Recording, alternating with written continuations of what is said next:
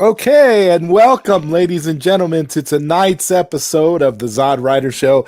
I am ZodWriter, and with me, as always, are my two co-hosts. Well, we have one co-host who is making his return today, Mr. Johnny Alpha, and the one who's with me every single week, that one, Carlos. How you guys doing?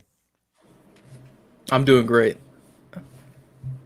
I'm getting there, man. I'm feeling a lot better recently, so that's pretty good. You know what I mean? Like the damn plague had me down there for a bit, but I'd be fighting back. Well, it's good. It's good that you're here, man. That's all I got to say. It's great that you're able to come back and do the show, and you finally have decent internet, and that you're alive and well, and we're ready to go and start talking about some of these fun topics. I mean, today we had an article that was dropped, I believe, by Variety that gave out a lot of details about some Snyder Cut stuff, and we had a quote in there where somebody actually pointed out that Warner Brothers knew what a crappy movie Justice League was before it even released. What do you think of that, Carlos? Yeah, that was yesterday. It was yesterday actually by Vanity Fair, and it was amazing. I love seeing that the quotes from Zack Snyder, given it like that's the most unadulterated Zack we've I couldn't say seen. We've heard from thus far, and I don't want it as like the visceral, like, oh, this is payback, this is revenge to the system and stuff like that. But it's more like, I want to know exactly what he's thinking. And let me turn that off. But I want to know exactly what he's thinking and how we can view this as fans, knowing, both sides of the story, both the corporate and also the actual director's side. So seeing that, I just wish it was on film. I wish it was like a filmed interview or a filmed statement where he would be given that, to kind of like read his face and his body language. But well, that's what I mean. One of the things that we can be super hyped up about is that we're that eventual documentary we'll get where everybody will be able to just speak candidly about the situation. Absolutely. Well, I don't see how they couldn't know that movie was going to be received as it was. The only thing that it really had going for it was a few parts that were just kitschy, by the beat Marvel jokes. You know what I mean? Like, honestly, like there was a few scenes that with the Aquaman and the Flash that were tolerable in the entire film. So I don't know how anybody could have watched that and not known that it was a bad film. And they probably should have put it out. They should have hired a third director and just canned it. You know what I mean? Like, I don't even know what was possible at that point, but yeah, the Justice League movie, it's hard to defend. I don't care who you are. Yeah, it's hard to defend, but there are people out there who defend it, which is funny enough. But let's see what's happening in the chat. Nicotina says, what's your thoughts on the Latino Supergirl? Okay, guys. Well, I guess we'll start with you, Johnny. What do you think? Oh, I love the future state stuff, and I think it's really cute. A lot of people are making a big deal about it, but it's not actually something that you should really worry about. It's something akin to like Earth 2. These are only going to be like around for a couple months, and then this timeline is going to revert back to normal, and they might just bring these characters back later in their own books, like an Earth 2 type thing. So even if it was written horribly, it doesn't hurt my feelings. You know what I mean? It's just a weird little gimmicky thing they're trying for a minute. Well, the actress that was cast to play Supergirl in the live action up in the upcoming Flash movie is Latino. So is she? I think that's what Akancha is referring to. What do you think about that, Carlos? Like, I absolutely have no problem with it. I have no issues with it either. I think I don't know who would. Is she cute? Then what's the if she's cute, then what's the problem? I mean, I haven't seen much of her work, but I know DC is kind of. She's a soap opera actress. I believe her name is Sasha Cali or something like that. Is she from Latin? Is she from like Latin soap operas? Here, Concha says Sasha Kelly is a hot Supergirl. Hopefully, Zack Snyder uses her in the DC Universe movies. Here's the thing about that: there was also something that came out today that said that Zack Snyder is going to have a surprise superhero character in the Snyder Cut that none of us are expecting, a hero. And I made a comment earlier today when I was on Sil Abdul's stream, Coffee Talk. Shout out to Sil Abdul. That I think that it's going to be Supergirl. And I think it's going to be this Supergirl that was just announced as being cast, because it seems like an off, the cuff approach that Zack Snyder is known for. He's known for thinking outside of the box when it comes to casting. So I'm wondering if Supergirl is going to be the surprise hero that, nobody's going to be expecting to show up in the Snyder Cut, because I know the rumor is that Grail has been confirmed for the movie. So I don't know. I mean, apparently we're going to get really, really deep into, the apocalypse, the world of Apocalypse. I don't know. Maybe we'll see Mr. Miracle. What do you guys think? I think Orion. I think they're kind of going to have like Orion or Forager or one of them new gods show up. I wouldn't be surprised. Yeah, I think we're gonna probably see more of, like, I think we're gonna see more of the Apocalyptians, and like we saw Granny Goodness already. We know Desaad and Steppenwolf and Darkseid, of course. I think that there's even more potential to show more, because that shot that we've seen in the trailers, I don't think that's the one where the League is actually confronting Darkseid and his family. I think that's like a separate scene, just kind of establishing their existence in the universe. So yeah, I think there's room for a lot more. I think we're actually at a point where I think, that we're going to see a lot more of Apocalypse. We're going to see a lot more of Darkseid. We're going to see a lot more of those characters than people think. See, what people don't understand, this is a 4-hour movie. That's a lot of time. That's a lot of movies. So you really, and again, if we listen to what's been said and we hear all these things, we already know that it couldn't be more different from the movie we got in theaters. It's a completely different film. So, I wouldn't be surprised if we've got entire chunks of the story, that revolve around Darkseid and Granny Goodness and all them. And as far as seeing like the new gods, that would be pretty awesome. Well, and another thing is if the heroes are going to need to fight against people as strong as Darkseid, they're going to need more than just Superman and Wonder Woman, because I'm pretty sure like they're going to probably get beat up in the film at some point. So they're going to need somebody that's on their level to fight against them.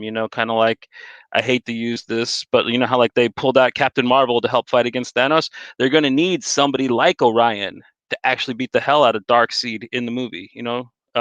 That's how the comics pretty much go. Because didn't you tell me, Zod, that the story is supposed to go that Superman ends up becoming part of Darkseid's army in like this Snyder Vision and stuff? So there's going to be the other heroes are going to need serious help if Superman's going to flip. Like rumors I've heard about the story for the film, or what Zach wants to tell, at least. Like eventually we're gonna get like, at least if we continue like exploring the Nightmare timeline, where Superman succumbs to the anti-life equation and becomes a minion of Darkseid, then we would see that. I highly doubt that there's going to be a big long drag out fight with Darkseid and his family in the movie. But we know Steppenwolf is all but it's absolutely certain that he's going to be the kind of the center focus, at least of the current threat on Earth, and Darkseid is like the overall looming threat, which hopefully will get expanded upon in future projects. But yeah, I feel like, if I'm not mistaken, I think I remember hearing in one of the interviews a while ago with like Ray Porter and stuff, that there were scenes of like family, conflict and arguments and stuff like that. And we know Darkseid in the movie is going to be relegated to both the history lesson and being on Apocalypse in the current time. So yeah, we could see like different parts of the family, like Calabac, and of course we see Granny Goodness, and I don't know what other Apocalyptians there are, but yeah, I think we could see a lot more. Well, I will say too that this definitely spits in the face of the whole idea of that New Gods movie that's never coming out. I mean, I'm firmly a believer that we will never get that New Gods movie with Ava DuVernay. I don't know about what you guys think, but what is it? Who was writing it? Tim King, who was writing it? I don't even remember. They'll make it, dude, because they'll do it because people are crazy about that. The New Gods comics are selling like crazy. People are really into that Kirby shit, and both the big two. Marvel's crazy about the Eternals, and DC fans are crazy about the New Gods. So I'm pretty sure that they will make a film. Whether it'll be tied to the Apocalyptians from the Snyder films, I don't know. You know how DC's got this whole thing where they're saying that they're not going to really connect their films as much as they used to anymore. But I'm pretty sure that the New Gods film will be made at some point. I don't know, but the DC seems to take forever to make movies anyways. And with that, we want to welcome Prime to the ZodWriter Show. Welcome, brother. What's up, man? What's going on, man? It's good to see you. Man, I'm smashing right now. I'm listening. All right, cool. And we have Jacob Ludi asking, any thoughts on Blue Beetle movie director announcement?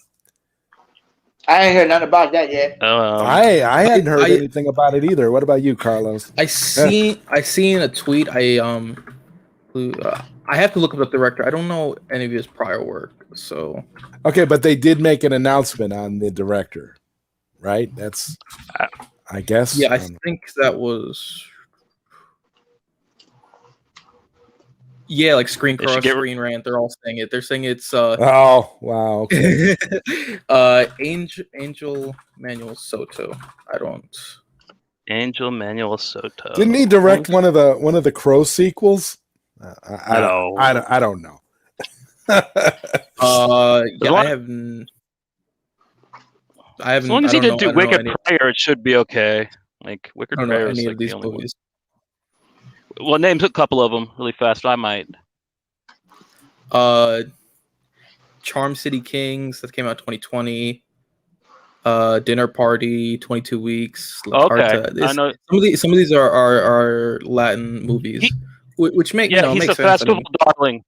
He's a festival darling. I know Dinner Party that like won awards a year or two ago. So I haven't seen it, but I know of him. So that's why he got the job. He's kind of one of those indie darling people, which is cool.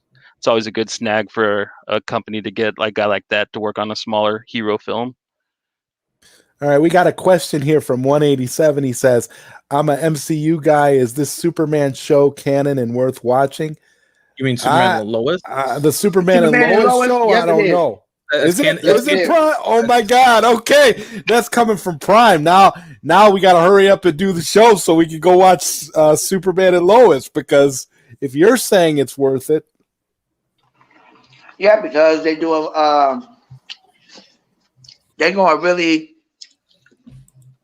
really in. They're taking a lot of stuff from Krypton and elements from Man of Steel. So they are using Man of Steel elements in a positive way. Yes. Nice. Yes. It's good to hear. So, wow. You open-minded and you go in with an open mind and you actually going to watch it.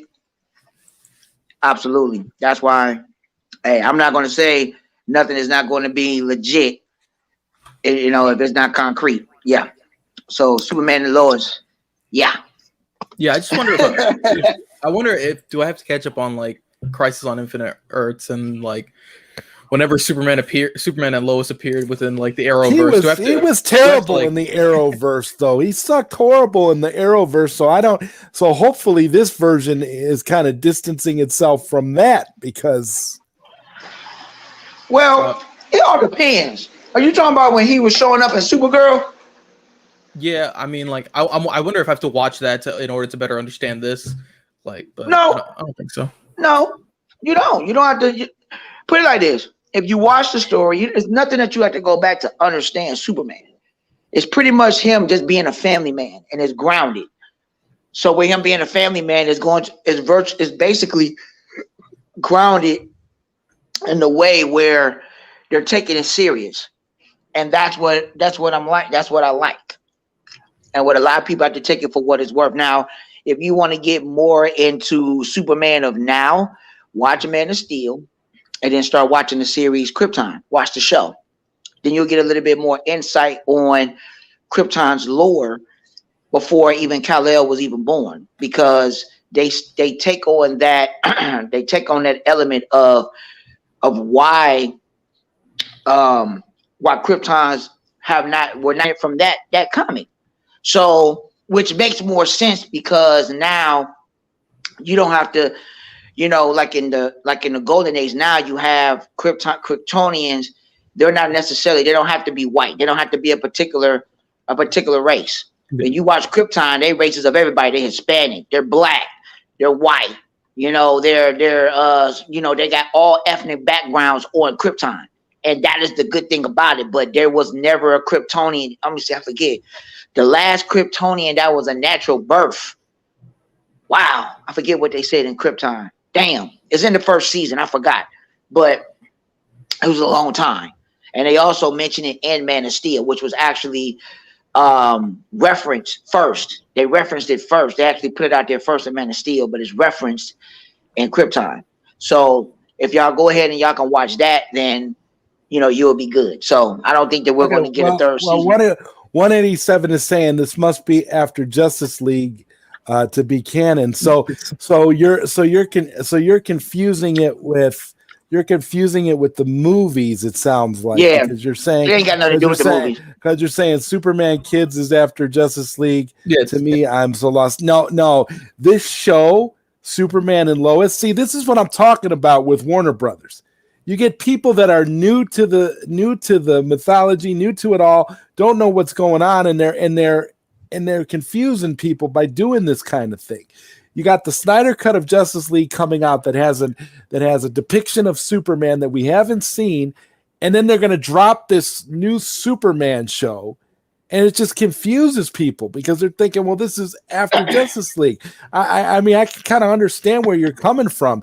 If I take myself out of it, I can kind of understand why back in the day they kind of had the idea that, if the character's on the big screen, we don't use them on TV.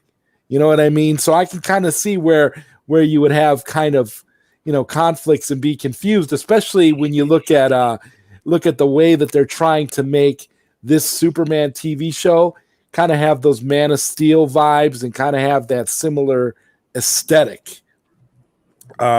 Says Superman Kids. Okay, yeah. So no, I mean I understand what you're saying there. That's really that's yeah. I mean, like I'm all for having the multiverse and like different stories, because that's what makes the revisiting these characters and stuff fresh, and could explore different avenues and different scenarios that they could be going down. But again, my thing is just the connectivity between the explicit continuations of each character's that's just me. I mean, there is so people just going by Warner Brothers and the way they do stuff. If DC is completely, oh man, how can I explain this? Is that a lot of people are not into how can I put it? Are people more into comics, or are they strictly only into movies? Yeah. Because if you're strictly only into movies, you're not going to know anything. Yeah. Because movies are not truly the full depiction. Anybody can take that and just run with it. Okay, but if you read comics or you watch versions of, how should I say, in anime movies or just cartoon shows, because anime and cartoons are completely different. People get them mixed up. Anime is completely different than cartoon. Anime is a little bit more serious. Cartoons are a little bit more playful. So, and I like anime is more, will be more grounded, more in depth. You can go further in animation. So the DC movies that came out as animation, now you can go by those, but they bring it to you so fast to bring you a story. So the difference between DC and I said the difference between. Okay. Go ahead. What you about to say?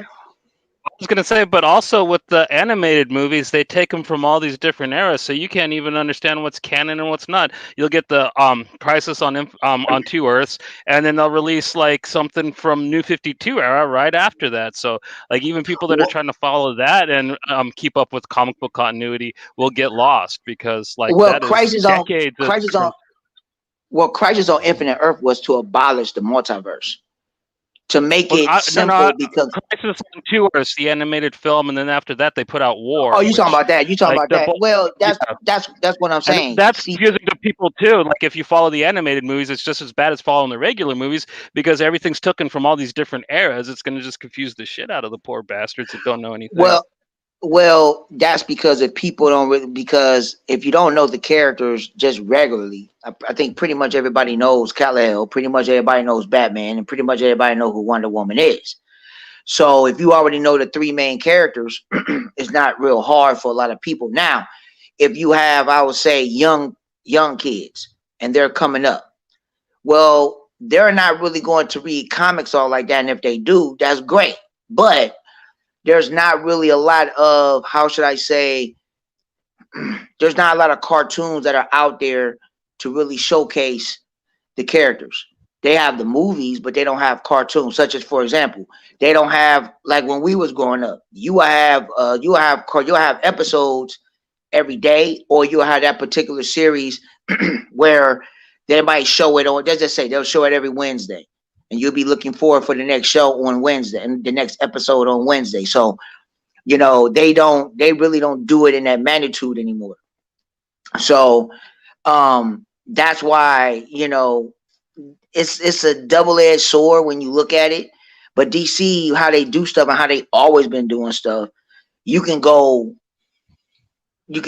so many ways with it. And that's why I say people are so stuck in the silver and golden age of comics that they have not got past the 90s, because the comics changed in 2000. They literally changed. In 2000, they changed.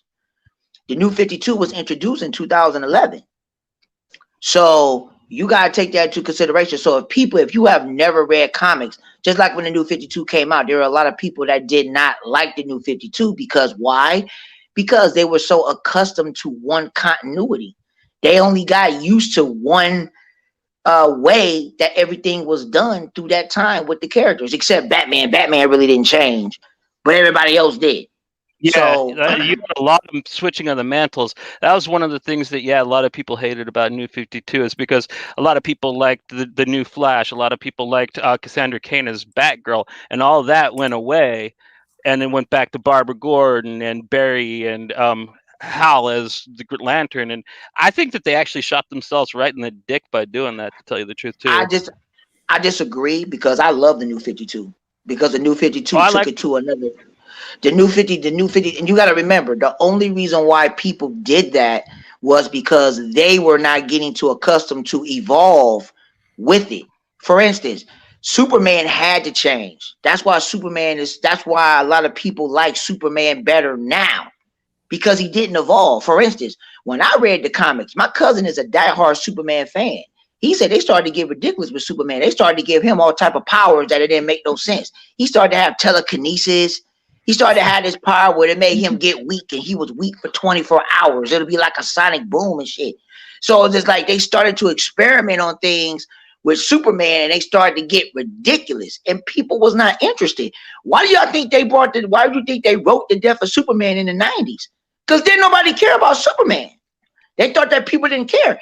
People still loved the character, but it wasn't no stories that were interesting. They loved the character, but they weren't reading the books. And with that, I want to welcome Skywalker to the ZodWriter Show. It's so good to see you, man. Thank you for jumping on here, man. What's your take on all this nonsense? Man, I was just listening to you guys talk about like all these different iterations going on at one time, and like TV and movies and stuff. Don't you guys remember what Walter Hamada said though? Like, if we make good content, people won't care. But as we see, it's very confusing Like, I just really wish that there was going to be like one continuity, but it doesn't seem to be the case. Because they figure, I understand where you're coming from with that, but the thing is that I would put it like this: Warner Brothers did shoot themselves in the foot when they did it, because they could have just let's go with the movies. Let's go with the movies as of right now. It wasn't hard to really find out how the movies all going to tie together. They just started to interfere because they panicked. If they would have just let Zach do his 5-movie arc, it was very, very simple, because all the other movies all intertwined in the verse. It wasn't hard. I mean, Man of Steel was first. Then we got BVS. Right after BVS, what movie was coming? What movie was right after BVS? Wonder Woman. There you go. Because once you watch Wonder Woman, you go from the beginning. What is at the beginning of Wonder Woman? She's at the art. She's at the museum. She gets the picture from Bruce, and she's telling Bruce her story. You see what I'm saying? She's telling Bruce her story. Then you have Suicide Squad. If they never fuck with Suicide Squad, it goes right into Justice League. Absolutely. It goes right into Justice League. Then we get Justice League 2 and 3. That's it. Simple as that. No. And then right after Justice League, my bad. Then it was Aquaman.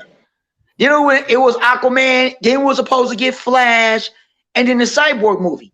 But I don't think we would have got the Cyborg movie, because Cyborg's story is going to be in Justice League. So, or it could have been something different with Cyborg. But if they would have just let everything take its course, it wouldn't be that the way it is now. So now people are going to have to go back. And Barcelona B makes a great point here. She says we could have been done by now if they didn't interfere. And that's exactly right. Zach's plan was for a 5-movie arc. We could have been done, period. It would have been over with, and the studio would be free to do whatever nonsense they want to do from here on out. I don't really understand that, but I think that's what they're learning from this. The fact that now they realize, hey, maybe it would be better if we just kind of let these creatives do what they want to do. And 187 says, I'm an MCU guru and I'm lost in the DC BS going on. Well, you're not the only one. People that are fans of this stuff are lost with what's going on. It's incredibly ridiculous. And with that, we're going to join my good friend Zeverfet Ryan to the ZodWriter Show. Welcome to the show, Ryan. Good to hear your voice, man. What's going on? Oh, it's not a whole lot, man. I forgot. I thought your show was yesterday because you sent the link, and I was like, wait a minute, why is he on today? Yeah, no, I always do this. I always do this particular show on Tuesday. So yeah, there you go. I see 187 has changed his icon, so it's good to see him in the chat. What are you guys talking about right now? I'm jumping in just cold. I heard about the Blue Beetle news. Continuity, yes. To describe it in one word. There's a lot of people that are confused. So to make it very, very simple for everybody, so they can, if they want to know about DC, if you're strictly about the movies, and if you want to get to know about DC right now, all you gotta do is the first thing you need to do. You need to watch Man of Steel. That's the first thing you need to do. Exactly. And then go ahead. Okay. And then Double MJ says Zack Snyder's universe should be its own thing, not WB desperately trying to piggyback off of it with their DC joke verse. I mean, they're going to continue. I mean, they already did it with. I mean, I'm not going to say they did it with Shazam, because that was the director, that was his, and I give him props for doing it. But they definitely did with Birds of Prey. They tried to piggyback off of it a little bit. Because they did use Margot Robbie, and yeah, I think going forward, what was the last one they did? Wonder Woman 84. I mean, of course, we all forgot about that one already. Yeah. It slipped my mind. I was like, oh no! But they got an award, or at least nominated. I don't remember if they got an award or if they were nominated. They got an award. It's by default. It's by default. Basically, yeah. I was like, because you gotta remember, there ain't no other movies. So what other movies are there to compete with it? They get it by default. Well, there is the little things, the little things with Denzel Washington, right? They could put that movie up, Best Picture. Oh man, is that the soft, like, furry material? Fleece, I think. Yeah. Fleece. Yeah. Nice. Yeah, I actually just got it. I'm like, cause like at least now, like I've been having the same like bedspread with like stars and the sun and stuff like that for like 10 years, and I'm like, let me get something of my own. So I got this. That's like boss. Where'd you get it? It's Amazon. Like I need to put that on my bed. My wife would love it. So. I was trying to find the one that I like Bizarro, because that's like my absolute favorite. Bizarro, man, hey, check out my check out my TeePublic. I did a Bizarro shirt. You don't have to get it. Just look at the. It's no. You have to get it if you're a Bizarro fan. It's awesome. If you're a Bizarro fan, it's pretty dope. It's the shield. And then, like in my mind, I was like, if it was a Bizarro, he'd take some paint or something, and he'd paint the S the correct way in his mind, looking at a reflection. So it's backwards, but you see both. You should do a Bizarro Zeverfetch shirt. Yeah, that would be pretty dope. Oh, I like the idea in the Injustice comics, the way Bizarro justifies flipping the symbol backwards is because inside out. It's because he went to a tailor, looked at it in the mirror, and he's like, "Why is the X backwards?" Yes. And he forced the tailor to sew it on backwards. Yeah, that's perfect. See, I do that. I have a shirt before I started designing shirts and putting that stuff out. I had a shirt where you could flip it inside out, and of course the tag's on the back, but the tag was sort of like not embroidered, but it was just sort of etched into the shirt, so you could see it. But and like the stitching for the sleeves and all that it looked really cool. Just flipping the shirt inside out. I got it from Target, and I was like, dude, this is pretty boss. So it was a Bizarro shirt that no one else thought to wear. And I just want to go back to Cisco's comment here, since we were talking about continuity. Cisco said, love Krypton's diversity. David Goyer has always been a good DC pitch story treatment type of writer. Yep. In my opinion. Exactly. His dialogue writing, mediocre at times, but still a good story treatment guy. Yeah, I agree with that, because he definitely is. He definitely tells... He's a good concept. He can come up with some really good concepts, but he's not the that's not his strength. Don't let him direct. Don't let him direct. You get Blade 3 if you let him direct. Oh yeah, the Blade 3. Yeah, otherwise he's good at Blade 2 is the best of the trilogy. Just don't let him direct, and he's good. And 187 says the Superman show is like watching WandaVision that isn't connected to the MCU. Yeah, I have to agree with you there. It's like I kind of find it odd that they would drop a Superman show right now, so close to the Snyder Cut. But it just goes to show about the division between Warner Media and WB and all that crazy nonsense that's going on. Hey, they gonna do whatever it is that they gonna do, man. But hey, the more DC content, the better. That which is kind of crazy, because I stopped watching CW shows. I mean, Black Lightning, I like that. But other than that, I stopped watching everything. That's the only watchable one. I agree with you on that, man. Yeah, Black Lightning is the only one. Everything else, I lost interest in it because they just kept on changing it. I used to love Supergirl until they made it cheesy. Flash started to get, oh my God, they started to get outrageous with that. And then Legendary, they kept on killing all the characters off and got rid of every damn body. And then, of course, Arrow. I like the Arrow, but Arrow, it had to end eventually. They had to stop that. And, other than that, now they're going to continue keep on doing it. I wish they never messed up Supergirl. I wish they never really did that. But hey, they did what they, I enjoy Supergirl. How do you feel about the DC Universe shows, man? Do you like Titans and Doom Patrol? You watch those? Yeah. Oh yeah, I forgot about Doom Patrol and Titans. Yeah. I would say Titans. The Titans. It all depends on how the third season is going to be. If the third season does not go back to where it was by season 1, then I'm done. I'm not watching it, because I think they've done what DC normally does, is they double down on the Batman lore, the Batman characters. That's why you've got all these Robins coming out, and I'm sure Batgirl's probably in it. I'm not sure about that, but I'm sure she'll be there. They just really heavily rely on Batman. They don't really explore too much in any other direction because they know Batman is their cash cow. But like you've always said, Batman is their cash cow. They're going to milk him for what he's worth until nobody pays attention to the character. That's the whole reason why we got that Matt Reeves movie coming out in the first place, because it's not like anybody really wanted another Batman at that point. They just figure they can keep milking it no matter what.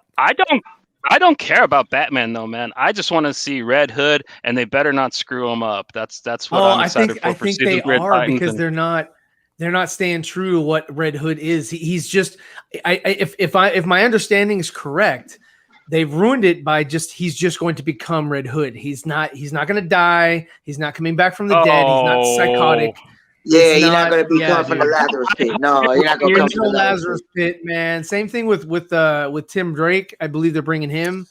And he, because I don't know. I like Titans season 1, and I like parts of season 2 that were pretty cool. But I like it was said earlier. I'm waiting to see. I'm reserving judgment on season 3. Like Prime said, that's kind of going to be the clincher whether or not I care about it after that. I mean, because Doom Patrol is fantastic. Yeah, Doom Patrol is my show. I hear you. Yeah, that's the best. Doom Patrol is my show, and then Titans, like I said, when they after the first season of Titans, and then when me and my girl watched season 2, it's like, what the fuck they do to this? Because it's like they went somewhere else with it. I was like, what?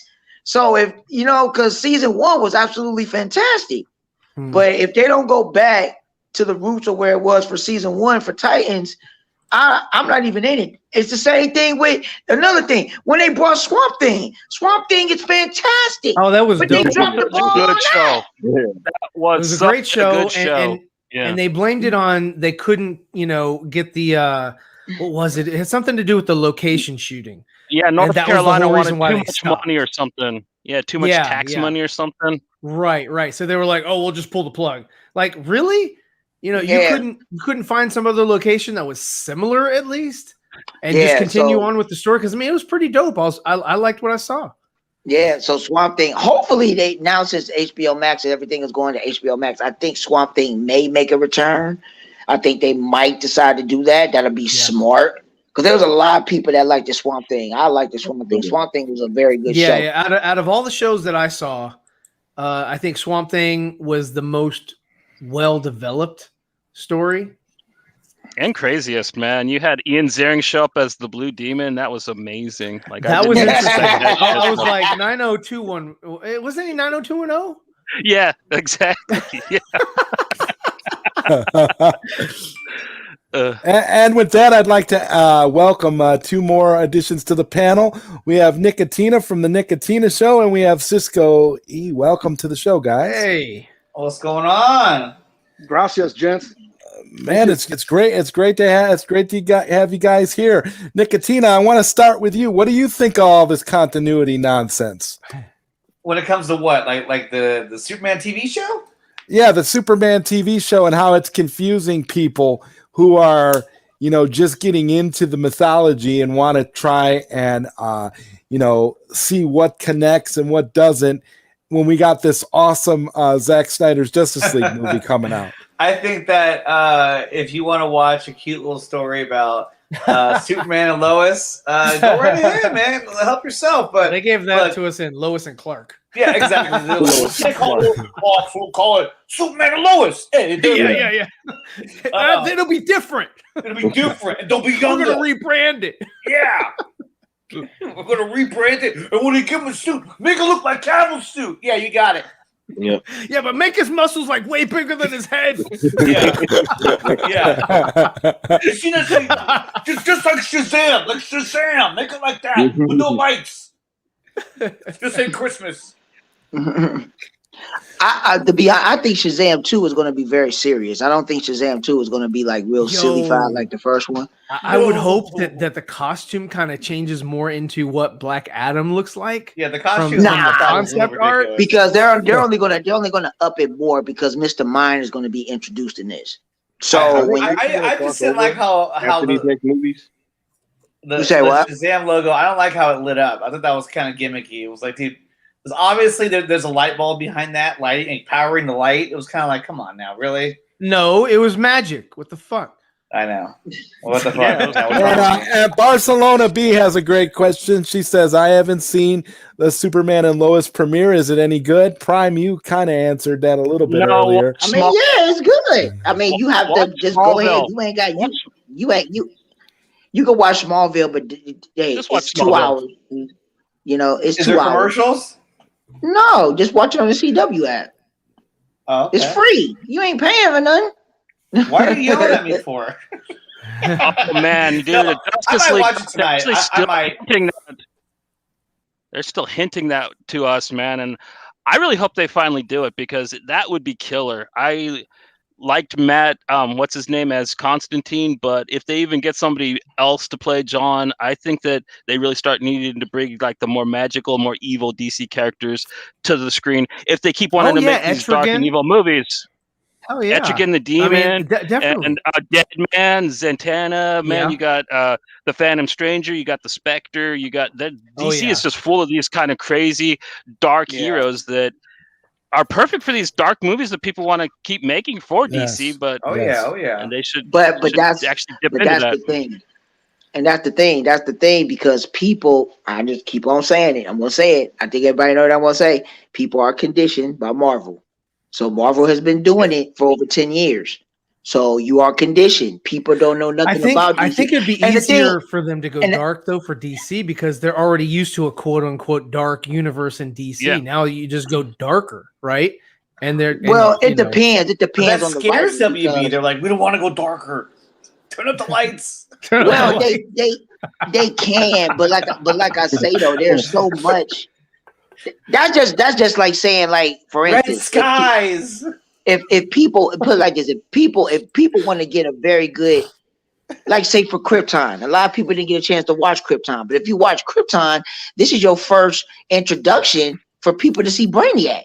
And they did an excellent job with Brainiac. Season 2 was amazing. Dude, Lobo on that show was great, dude. The Martian Manhunter. Like, everybody that showed up on that second season of Krypton was done to almost perfection. Like, it's sad that the second season didn't get watched as it was.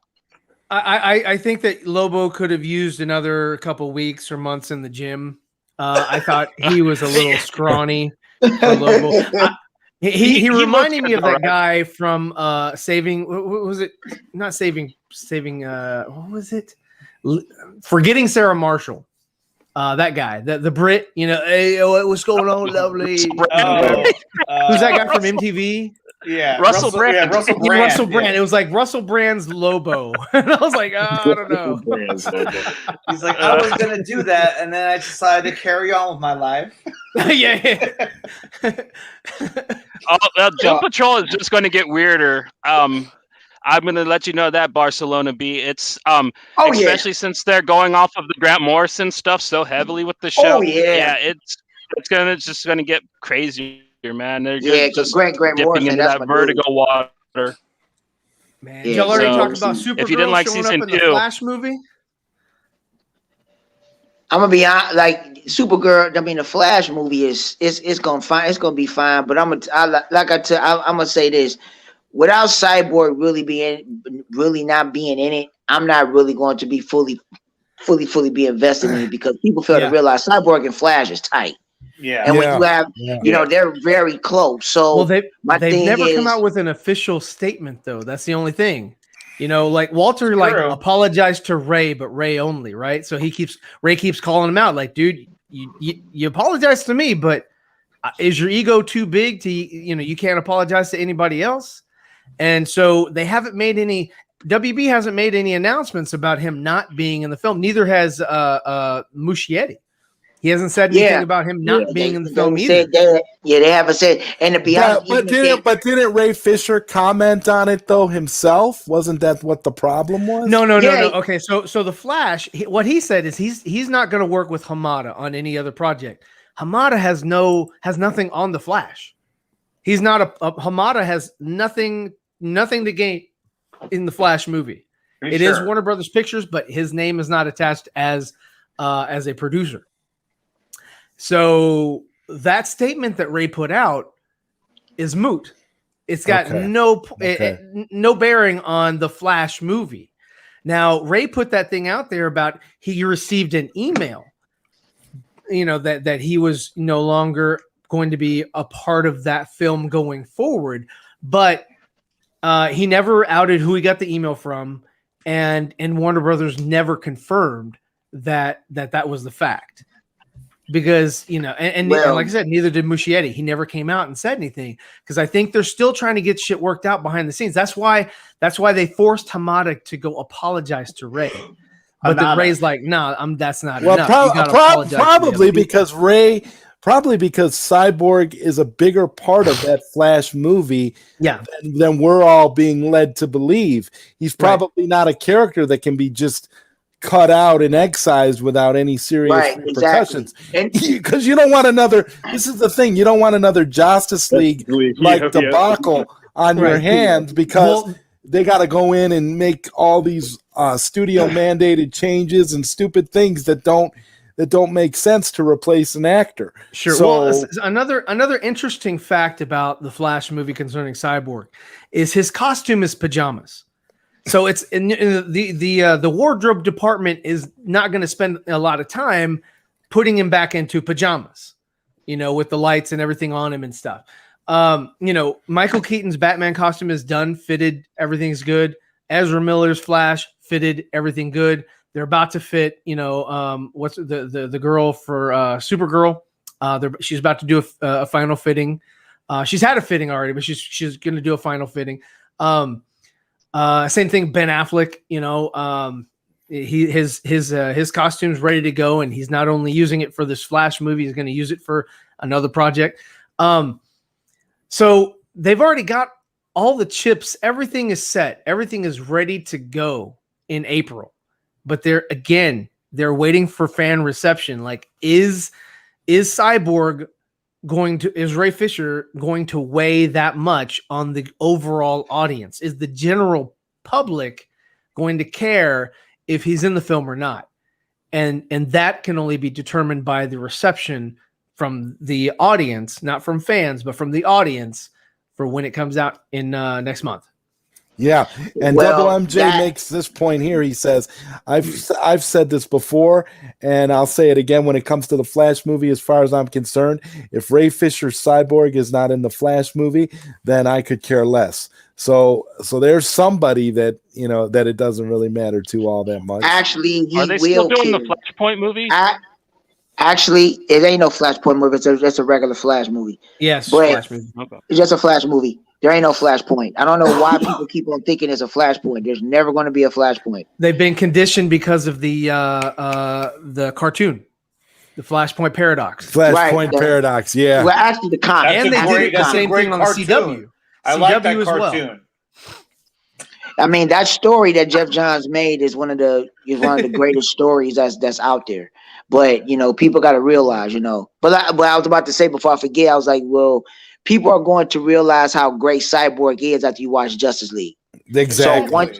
So once you watch Justice League, you're going to see what Cyborg is about. So this is what I'm saying is that people don't understand that, like I said, Cyborg and Flash are tight. And I'm telling you, they're going to have that dynamic because Flash and Cyborg are going to relate to one another in a lot of ways. So all depends on how it's all going to come. And again, Cyborg is a key factor in the Flash movie. Don't think that he's not. He is. So if he's not going to be in the movie, that wouldn't be wise by Warner Brothers not to have Cyborg in there. You got to have Cyborg in there, especially the way Cyborg is going to be portrayed in Justice League. So Cyborg is one of the most powerful characters, in which a lot of people are going to find out why. If you have a being of that magnitude in this real life setting in this world, so you'll see. So who on this panel has a problem with the Flash movie and isn't going to go see the movie? No, I mean, I'll see it because I want to see it. Fuck yeah, I'm gonna see it. Yeah, I mean, it's I'll give we're gonna tell Double chance. MJ all about it. So somebody's got to. It ain't Suicide Squad, but I'll watch it. Yeah. Okay. I'm gonna see it, but if Suicide about to get redeemed, so that's going to be it's going to be the same thing that Justice League going through. It's going to get redeemed. I like the regular one though too. To tell you the truth, like I'm really excited for the director's cut, but I ain't gonna lie, I love the crappy theatrical version too. It's just such a I like it too. Trash film. It's so much fun to watch though, man. I love the lines in it, man. This is Katana. She's got my back. I mean, like I could quote all kinds of Rick Flag shit, dude. I honestly think that DC Warner Brothers made a mistake not kind of having Joel Kinnaman as Rick Flag as almost kind of like an Agent Coulson type character, just kind of popping up. He should transcend. Together. He should definitely be in a lot of films. Same thing with what's her face, the girl Amanda Waller. Yeah, exactly. Yeah, you talking about Viola Davis, Batman, and all kinds of shit. Yeah, Viola Davis. Yeah, she's a great actress, and she's going to be in the next. I mean, okay. So same thing with Suicide Squad. I'm going to watch it. I hope it doesn't suck, but I'm definitely going to watch it. And I'm excited. And I wanted to get Skywalker. I wanted to get your thoughts on the Flash movie because you sounded like you had something you wanted to say. Yeah. Like if Ray Fisher is not part of this movie, like I'm gonna watch it, but I'm definitely not going to pay for consuming this content. He's sailing the high seas. Just because, like, man, like just with everything that has gone on, like with just this Flash movie and them removing Rick Famuyiwa, if I getting his last name correctly, close right? enough. Yeah, and just the whole thing, and like now they're trying to get Ray Fisher out of there, and it just feels like this movie in particular is like they're like not necessarily a FU to Zach, but just more so like, yeah, this just seems to be like the Warner Brothers execs like baby right at this point, and we've just been hearing about this thing for so long. And like there's been no kind of news on like when we're getting a Green Lantern, or like the Cyborg movie is obviously off of the table at this point. And I just think that it's just been too much, and I'm really just not having a good feeling about this movie whatsoever. As for me, like I'm with the Flash movie to a point, I'm probably as much as with the Flash movie as I was with Wonder Woman 1984. I mean, like it compels me to watch it, but any further viewing or any like thought of it might not do, because like I watched Wonder Woman 1984 like the first day, and then I'm like, is this it? I was actually really hyped for that movie because I really loved the first one, and it was very disappointing to see like even more so like it's like, yeah, we're just doubling down on everything that is not what Zack Snyder was trying to push, and it just feels like they're doing the same thing with this Flash movie.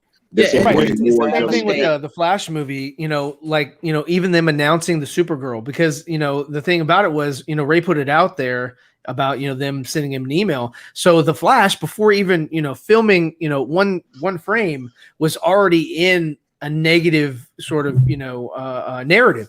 And so what they tried to do was flip the script a little bit with giving you some cheery, hopeful Supergirl news, and hopefully everybody can get behind it. Like that came out was like a few hours after the Snyder Cut Worldwide thing dropped, right? So it's even more like, okay, well, yeah, you guys got this news, but hey, don't forget we got Supergirl coming, and it's like, and like, same thing with this Blue Beetle. I mean, I've known about them talking about Blue Beetle since last year, about maybe they've been talking about doing a Blue Beetle movie since the end of Smallville. Yeah, that guy Navarro, right? That what was his name? Christian Navarro. Because I mean, they were already they were in talks. I mean, their buzz was around town, right? That they were looking to cast somebody. Because I mean, like Fatal J said, he would be a great And I've said this too, but I mean, I give Fatal J props because nobody ever highlights Fatal J. But anyway, so he would be the answer, DC's answer to Spider-Man, because he's a young kid that has powers and he can hold his own. Hispanic. And yes, and he's of Latino descent, as Nicotina just eloquently suggested. But yeah, so I mean, I think that a younger, hero for DC on the big screen would definitely capture a lot more a younger audience. Mr. Batman. Mr. Batman. Come on, Mr. Batman. Hey, Alfred. How does the scarab work? I'm nothing without my suit. So we got a question here from the chat. It says, sorry, so the Flash movie is not the next installment to Zack Snyder's Justice League. I mean, in the end of Justice League, he is supposed to build the machine and travel back. If that's the case, my hype level is not that high. I don't know. I don't know what I don't know what they're doing at the end of it. I don't know. I think it'll softly. A machine? There ain't no machine. I think it's gonna softly connect to Zack Snyder's Justice League in the sense that like kind of like how Justice League referenced. I mean, how Aquaman referenced Justice League. Like you defeated Steppenwolf and that was it.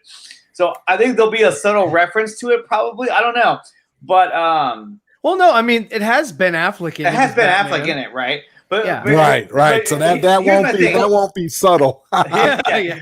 Here's my thing: if the Flash sucks, okay, if the Flash comes out and it's mediocre and it's kind of like this is garbage, it's not even that good, then I guess the question is: if the Flash sucks, where do they go from there?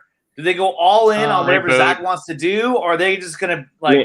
I think they'll see these other projects through. Like Black Adam will still go through because it's starting principal photography around the same time as the Flash. So those two movies will be in the can. Finally working on that. Wow, it's such a mess when it comes to Multiverse pictures in DC. It's such a mess. That's because they be scared because they don't press the button. I mean, they're scared. I mean, I can't talk the way that I would say, but when it comes down to executives, they do not, and I quote, they do not. You have to understand, even though they own the properties, executives don't know nothing about the properties. Yeah, they're disconnected. The only thing they care about is numbers and surveys and that's pretty much it. They're disconnected from what the fan or what the audience actually wants. Yes. Or what they when the can Flash do. meets Captain America, Wonder Woman. Whatever. Sold. Numbers on that. Yeah, it's like all of this continuity stuff is just all over the place. Like, is Black Adam actually gonna be in Shazam 3 or something? Like, what's going on with that? Like, well, we don't know until they actually bring out Black Adam. See, me personally, if they're going to do Black Adam, they're going to do it. They're just going to have to do an origin story on him because he's an anti-character because he's not. He's more of, because once you understand his story, you'll understand his motives and what it is and what he's about. So my thing is, if they just do a solo story with him, people will engage on him just him as a whole. But if they're going to, right, because if they do that, the Crow remake, it's just, I don't know if it's right. And like I say, the only reason, put it like this, is like, how can I put it? See, DC has, no offense, this is no offense, but these are actual facts. DC has the more well-known characters. That's just flat out. They're iconic. Yeah. They're iconic. Marvel is not as iconic as DC. They're iconic, but characters like Blue Beetle, I'm like most of the public has no idea who that is. They're like, who's Blue Beetle? Is that on CW? I mean, it's the same thing with like, who the fuck is Star-Lord? It's the same thing. You got to bring these things out. Like really, the people, the characters that they know of Marvel, Spider-Man, Captain America, Iron Man, and Thor, and the Incredible Hulk. Right, but they took. But for the MCU, they took second tier characters outside of Hulk and Captain America. So they took the two main known ones and they brought them in. The second tier characters they brought in, and then they made the story because honestly, Iron Man is not a popular character in Marvel. He never was. No, he wasn't until the movie. He never was until the movies. The same thing with Thor. Exactly. He wasn't a well-known character. Marvel's bread and butter with I didn't mention Marvel's two bread and butters with their series and their books is Spider-Man and X-Men. X-Men. Yep. Yeah. It's X-Men. Okay. It's Spider-Man and X-Men. Is it X-Men or is it Wolverine? No, it's X-Men. Just Wolverine. Wolverine's great. Wolverine is the most popular. Wolverine is the most popular X-Men, but I'm talking about for their books and for where they make their most money is X-Men and Spider-Man. Period. I mean, look at WandaVision, right? You watch WandaVision, and the whole time all I'm thinking about is X-Men. I'm thinking of House of M. I'm thinking of which X-Men characters can they bring over. That's all you're thinking about. You're not thinking about like the Avengers. You're thinking about the X-Men. I mean, they still. I'm not sure. They still have not, and they still have not done a very, very great X-Men movie outside of Future Past. That's probably the No. I like First Class. I thought First Class. First Class. I forgot about First Class. X2 was good when it first came out. The only good thing about X2 was the beginning sequence with him in the White House. That's it. The White House thing, yeah. That was great. See, that's one thing. Bryan Singer can only make really good sequences. Like the Superman Returns, he was going down and like catching or stopping the plane. That was an awesome sequence. The movie is trash, but that was an awesome sequence. Yeah, I didn't know there was a 3. And good thing you say that because I did not know there was a 3-hour version of Superman Returns. I didn't know that. I did not know that. Oh man, we learned that from Robert Meyer Burnett, who will be on the show on Thursday. There was that's where we learned it from. There was a Krypton scene in there. The Krypton scene. They took it out because they were like, they figured for audiences that didn't or weren't familiar with the Salkind, Richard Donner lore, they were like, well, they're not going to understand what the hell Superman is doing in this ship flying around with no dialogue. So they took it out. And there you go. That goes exactly what Ryan said. This is the reason why is because they don't put the material. See, they're stuck in one way. And that's the messed up part about it. And when something new comes around, people just don't know how to take it. They don't know how to access it. Because when you get this material now, I will put this is with DC. How can I say? Now, I think a lot more people are going to start to come around with DC. I'm talking about the general casual audience. I'm not talking about the fans. I'm talking about the general casual audience. They're going to come around now. They're really going to start to come around because why? Marvel is pretty much over. Not over, but they already did their run. They're going to still have their They're fan trying base. hard with like, hey, Moon Knight. Anybody care? Yeah. Actually, I am so excited for that, dude. Like, I just not to cut you off, Johnny, but I do want to say goodnight to Nicotina because he's got to go. So thanks for coming, Nicotina. Appreciate you guys being here, bro. Later. Hey, thank you, Zod. I'll see you guys later. See you guys later. Like Prime was saying, man, Marvel's really smart with these small characters. And dude, Moon Knight is a really awesome character. They got a great actor playing him, and they got Jason Benson and Aaron Moorhead as the showrunners. Those guys make phenomenal films. So it has the potential to being better than any of those damn Netflix shows. If people actually gave it the chance. So I think Moon Knight has a lot of potential. Same thing with this Marvel show that they have coming on. I just don't know why they started with WandaVision because, I mean, it's the most un-Marvel looking Marvel thing ever. I'm like big-ass comic book fan, and I'm looking at this comic book thing, and I'm just like, I don't want to watch this. I really don't. It's so slow. Like, I don't mind a slow build. I don't mind, exposition, but this thing is so slow that it's going to put you to sleep. I think the episodes are way too short. They have to have longer episodes. I can't stand the show. I quit after a couple episodes. Longer. I hear you. I like it. Kind of exploring this little reality that they, this little phenomenon within the MCU. Yeah. But yeah, it's just a few gripes, but I mostly like it. I'm looking forward to the Winter Soldier thing, and I'm like, please save me, wake me up. Winter Soldier looks like the Winter Soldier show looks like complete garbage to me. I don't know about anybody else. This comment here is dead on. Avengers were not given a fuck about by fans until and around Civil War when Bendis and Mark Millar did their thing. So Well, however you say your name, you are dead on with that right there. Well, I agree. Zod, like you said, Zod, for me too, is when it comes to Marvel, they have to do a lot to impress me because I'm not buying into their products for quite some time because for me, I looked. I'm seeing the fluff for what it was all these years, and I'm like, okay, give me something really good. Yeah, I'm tired. I'm tired of eating cotton candy, man. I'm sick of it. They need to.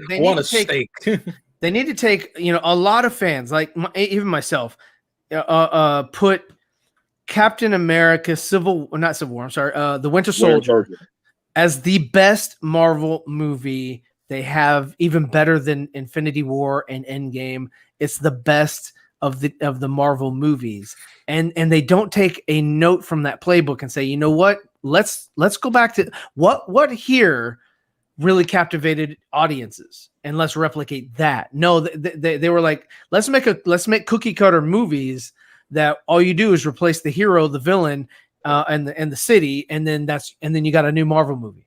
The movies are all the problem I have with Marvel is that a lot of the movies are just outside of the Winter Soldier film are very forgettable.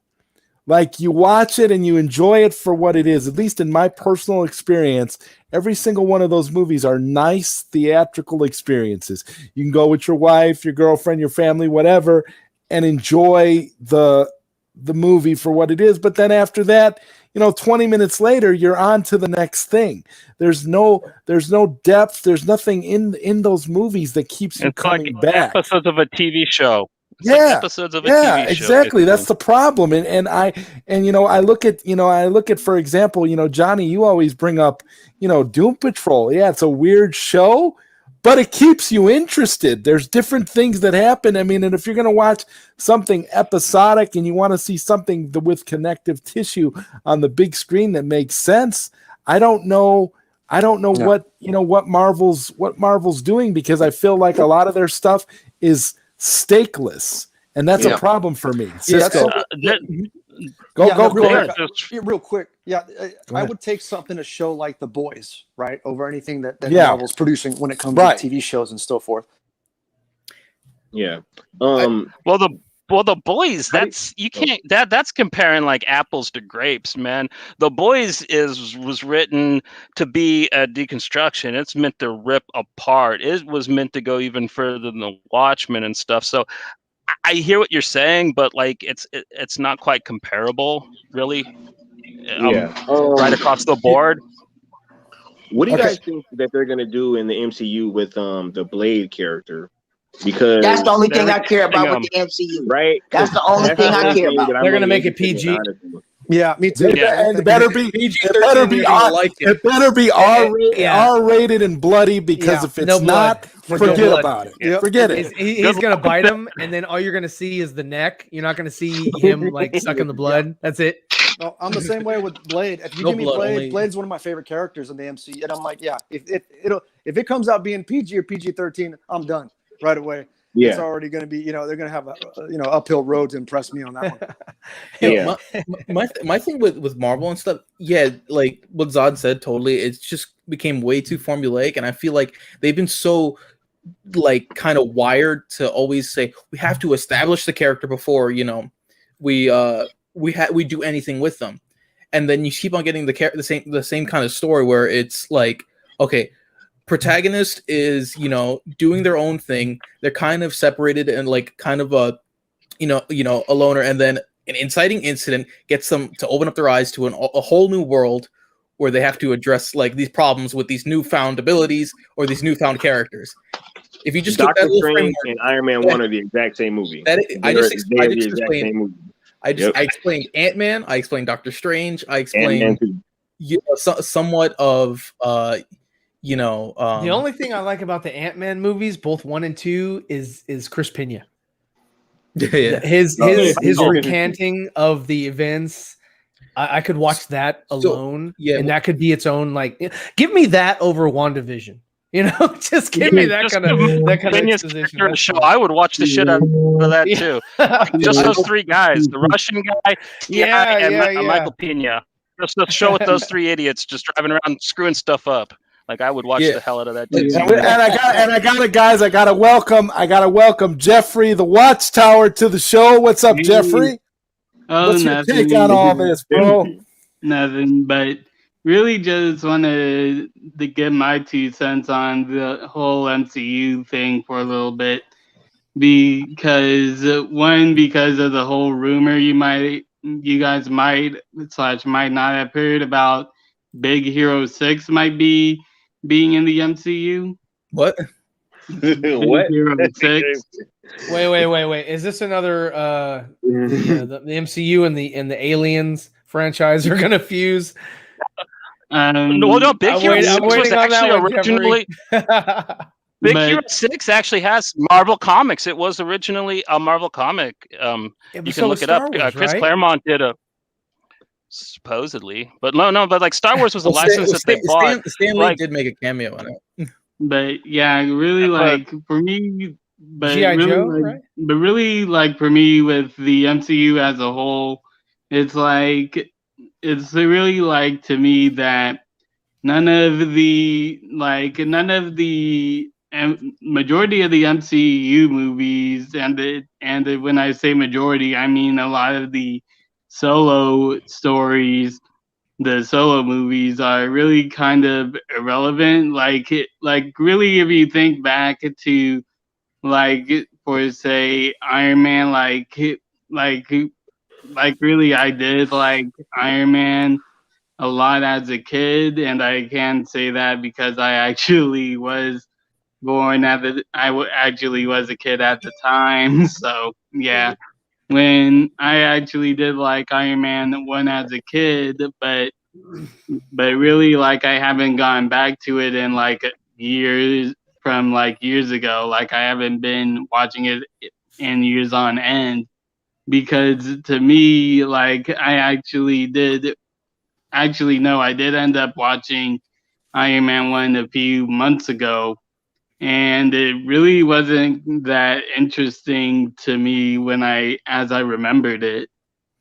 So really what I think about the MCU and really the problem with it is this has to go with the MCU as a whole, like with the whole thing of, with the whole debate of should the MCU have ended at Avengers Endgame, which I really do stand by that because really I actually did tweet this out that I do believe that stories should come to an end, like whether we like it or not. And really I think as much as Endgame is flawed, I do think that it was the right way to end the MCU. But I think with them going on with Phase 4 and possibly through Phase 6, from what I'm hearing, I really do think that is my personal. I really do think of that as my personal fan fiction phase. Like Phase 4 and 6, like anything that's after Avengers Endgame to me is basically fan fiction. Same with the Star Wars movies. 7, 8, and 9 are basically fan fiction, and 1 through 6 are my canon, really. Yeah. This guy's got a good point. Yeah, because the comics did the same thing with Marvel. If you pay attention, they did the same thing. They had a perfect ending for everything that they built with House of M, with Siege, but they couldn't stop there. They just had to do more and more events, and now they're to the point where they don't actually start new runs of books. They just relaunch every couple of years. That's how Marvel Comics goes. This guy's done with his storyline. Okay, well, it's not going to carry on from that. We're just going to tear up all that and just start it over again. And it's become a really disgusting pool of nothingness that comes out as Marvel Comics. And if they keep on with the films, I'm seeing the same thing's going to happen to that, because they had such a beautiful ending with Endgame, just like they had such a beautiful ending with Siege, but they just couldn't take it. They couldn't be like, okay, well, like we should end it because this is a wonderful spot.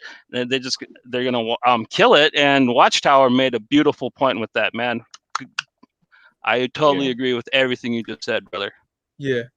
Related to the MCU, and I really do like this comment, like there was like effects like later on with like Civil War, like they do blame like effects from Agent of Ultron and stuff, but a lot of the major like kind of ethical or moral points that are made within these movies that never get addressed, which makes no sense, like Thor being a literal Norse god, and there's no resurgence of Odinism and like just people worshiping like these gods and stuff like that. I don't know, that was just a little funny thing, but I wanted to say back to Jacob Ludy had a good comment, his second to last comment, when because I know we're ragging on the MCU, and I do love the MCU for what it is, but I do think there is some things to learn that DC can learn from the MCU, like, and yeah, it's the one previous to that, if you were looking for it, that's 4 up, yeah. But and I'm all for the multiverse, and like I love the different continuities with the CW, and like I love, well, at least the Arrowverse. Yeah, the Arrowverse, well, I gotta and the potential. Yeah, what's up? Well, I was saying, well, Wonder Woman 84. I think DC kind of did learn a little bit from Marvel, right? With Wonder Woman 84. Yeah. Oh, right? No, not exactly like that. Oh yeah, like, where's Kevin Feige?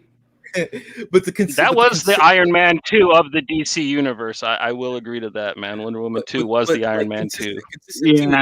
Yeah, See within the different timelines. Like, you guys ever played you guys played Grand Theft Auto 5, right? No, never. My mom won't let me. She said no. But yeah, I played it. But like how there's 3 different protagonists, and then when you're not in the mission in free mode, you could choose between them, and it zooms out and they're on a different side of the map doing their own thing. You know what I mean? Oh yeah, GTA 5. Yeah, and like one person could be at the bottom of the map, one person could be at the top. They're doing completely different things.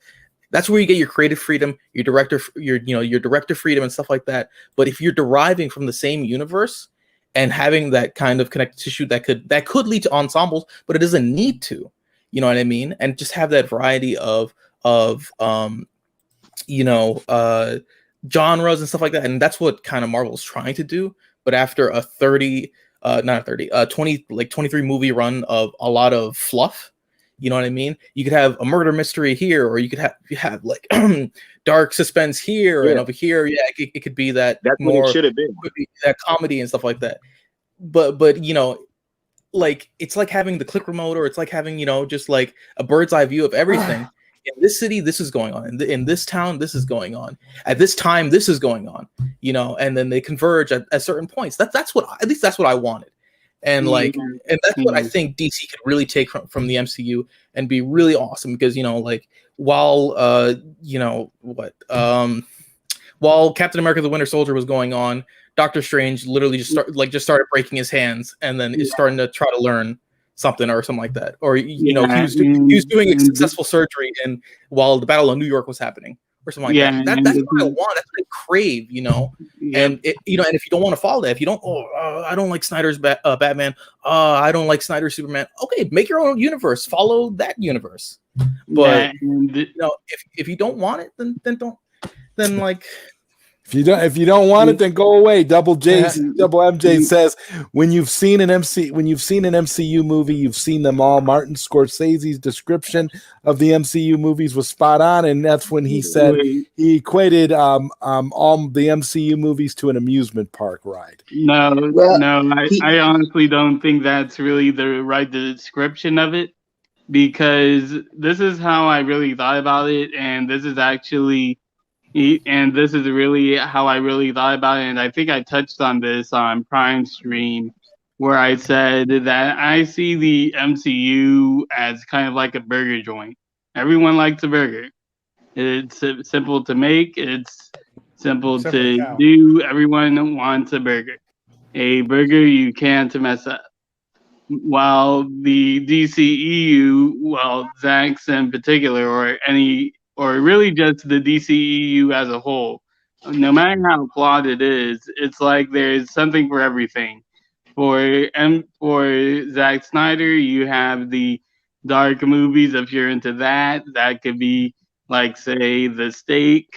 Then you have the salad that's kind of like in the middle movies, like Shazam. Then you have like the really cheese, and if you're like a really cheesy guy, you have something like Birds of Prey or Wonder Woman 1984.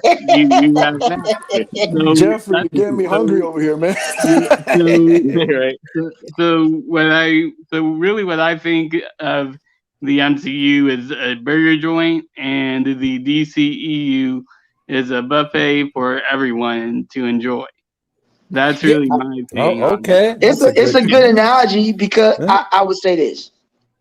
I would say this, and I'll put everybody like this. People feel that, let's go with the business perspective on this. I understand everybody got their own perspective, but people got to understand this too. I would say this: if the MCU or just Marvel as a whole, if it wasn't obtained by Disney, we would get movies like Logan. We would get movies like Future Past. Yeah. I have to remember the MCU is owned by Disney. And what is Disney's motto? They're going to do movies from 13 years old and down. And they're going to appeal to China. That's why their movies are so successful. They have to do it that way to make their money. Nothing wrong with doing that to make your money. So that's why they're going to have this slate where they're pretty much always going to be similar. They're going to be simple. It's not something where it's hard for individuals to catch up to, and they can intertwine it. Now, I'm not saying that the MCU was bad. The way they did it, the way they put everything together was tight. It was cool. Yeah. They did. It was cool. It was tight on what they did. To me, still personally, and I think a lot of people will agree, Winter Soldier is their best one. Yeah. I mean, Winter Soldier is still the best one, and then I think we can all agree on that, Prime. I think everybody here, is there anybody here that thinks there's a better MCU movie than Winter Soldier? No. Infinity War is right there with it. I do like Infinity War. Doctor Strange. I think Black Panther comes close. The big Daredevil. The third act of Black Panther was a little Captain Marvel. Spider-Man 3, definitely. Blade 3. Yeah, Spider-Man 3 is not MCU. That's Fox. I know. I was being a smart ass. I was throwing it. But yeah, really. And even if. So let's just say hypothetically. Let's just say with that. So real quick, was Logan considered still a Marvel film, or was it a Fox? That's a Marvel film, but it's not Disney. It's Fox. So that's why it's rated R in the way that it is. That's why I say you will not get, for instance, I think the movies, like for X-Men movies, I didn't care for when the first X-Men came on. I'm talking about the very, very first one. It was just so much hype about it. But after you watch it, I don't care for it. The same thing with 2 and 3. When they came out with Future Past and First Class and all that, then that's now you're getting somewhere. Yep. But then when they came with Logan, when they did Logan, that is how you do Wolverine. I've been always waiting for them to do a Wolverine movie where that is Wolverine. Deadpool was better. You said what? Deadpool was better. No, you like Deadpool? I completely disagree with that. Yeah. I mean, Deadpool was good too. Deadpool put the funniest jokes in the trailer. Zever, back me up on the Logan hate. Back to your comparison. I liked it better when it's called Bloodfather. But yeah, like really for me, this is like for my personal feelings on the Deadpool character. Like I get it, I get what it's for, but as for the character itself, it personally isn't for me. I gotta be honest. It really doesn't. Yeah, Deadpool. So you think it's a burger? yeah, that's really what I think about it. Mhm. But really, like, with Deadpool, I mean, if you didn't read Deadpool comics for the movie and the way it was done, it's basically out the book. So I'm not going to because Deadpool exactly. No, right, it's basically out the book. And when you do Deadpool, because I didn't get into Deadpool because my cousin brought me to Deadpool because I really didn't know nothing about it all like that. So when I really got into it, Deadpool is not really my thing. It's a good character. It's a good story. The fourth wall, all that stuff like that. Yeah. That's cool. But the depiction of it on the screen is right out the book. So you cannot dispute that. You can't take that away. They did a good job. Ryan Reynolds really embraced the character and brought out. That's another apples to peaches. That's another apples to peaches comparison between Deadpool and Logan in a way, right? Because Deadpool's a clown. He's more clowny, right? And Logan's dead serious. So Logan. But I think Logan have to pee. Logan was a long film that it just took too long. That should have been done like 10 years prior, 8 to 10 years prior. You ain't lying. Isn't it true though that Zack Snyder wanted to do a form of Logan for Marvel before they went off and became the MCU? Yeah. Yes, he actually. This is actually something very interesting. He actually came in. He actually was questioned for 2 X-Men type films. The first one was X-Men Last Stand, which he wanted to do was rated R. Then and Fox said no to that because they thought PG-13 was where it's at. Then he wanted to do X-Men Origins Wolverine, and again he wanted it to be rated R, and again the studio said no. So I think he not getting either of those films though. I don't think like him working on either of those would have helped him. Like because at some point you got to think that those films were somewhat studio mandated to some degree. I can agree. I can agree. I can agree. But if y'all think about it, so if you think about it, even if now. Let's look at this. How ironic this is. See, the studios wanted everything to be PG-13, but when Logan came out, think about it. When Logan came out and it was a rated movie, it got praised like a motherfucker. Everybody was like saying it's about fucking time. So my thing is like studios. The business element to it is that they're not focused on. How should I say, the enjoyment of the movie. They're more concerned about the general casual audience. They're not worried about the actual hardcore fans and the people that really understand the characters or the ones that will actually understand it. You got to remember, they're more focused on the movie. So if you get kids to a movie, you get them type of people to a movie, they're going to make the money. They don't care what it is because general casual audience people don't care. They just want to sit out, eat popcorn, and watch something. They don't care. You know what I mean? But when you have these hardcore individuals, you do that. So it's the opposite when it comes down to entertainment on what they need to do. And they still stuck in that mindset. Eventually it's going to come, it's coming around, but coming around slowly but surely. Yep. And really just something I wanted to touch on. I don't know your name, but you're the one with the green shirt. Carlos, it's Carlos, is me. Oh yeah, Carlos.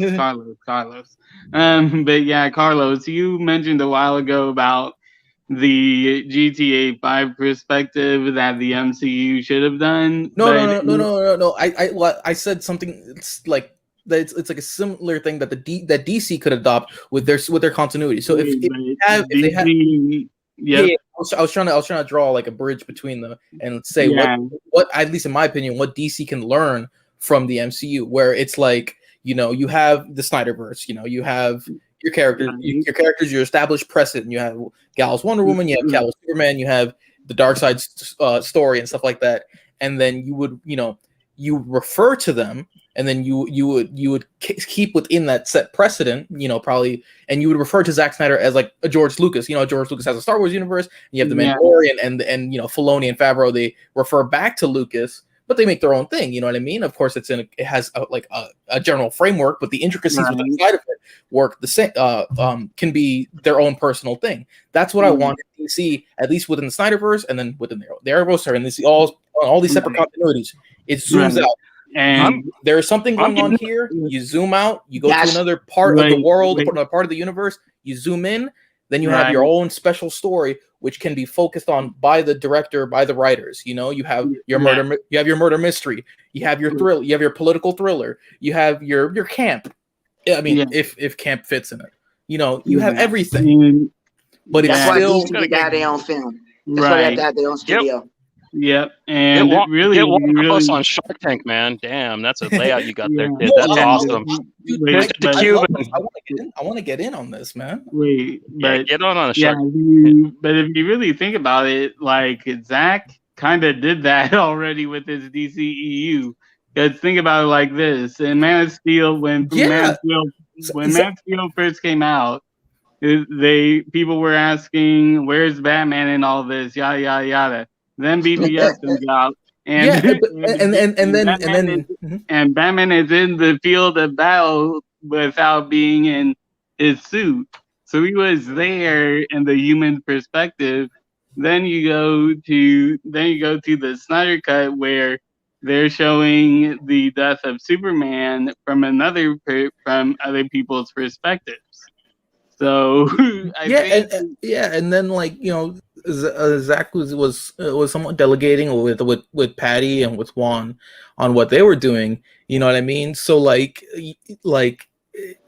like I wish it would all be in the same world. So like if you want to introduce, you know, say a separate character, you know, like a you know, origin story for a Lantern or something like that, and it happens during the time of Man of Steel, but you know, Lantern's all the way in you know, whatever city he would be in or something like that, or they need to get to work on a Lantern too, man. Like they have taken their sweet time, and I know so many fans that are pissed about that, dude. Like they really need to get a Lantern on screen in some fashion on TV or in the movies. I just really think there is a happy medium between complete director creative freedom and you know, like studio mandated, you know, just like connected, you know, just cookie cutter. I think there's a happy medium that can be met, and I feel like nobody's willing. Not nobody. Well, I feel like DC's not doing it, and MCU's on one side of the spectrum, and DC's on the other side of the spectrum, and the middle is I feel like something that could not only please the fans, but it could also, you know, it could please the maker. The thing with that's what indie comics are for, dude. That's what indie comics are for. Like, that's true. You stuck in Big Two land, man. So I mean, because the MCU land, I love you guys, but yeah, I mean, and that's true. I mean, the MCU has Feige, and if DC decided to allow someone to build something, which I would say Zach could do, even though he was going to do a 5-movie arc, but he put all the pillars in place. And if Warner Brothers wasn't just trying to meddle, like for now, like with the Flash movie is on the 4th director. Mm-hmm. So I'm like, it's like the Flash movie should have been out.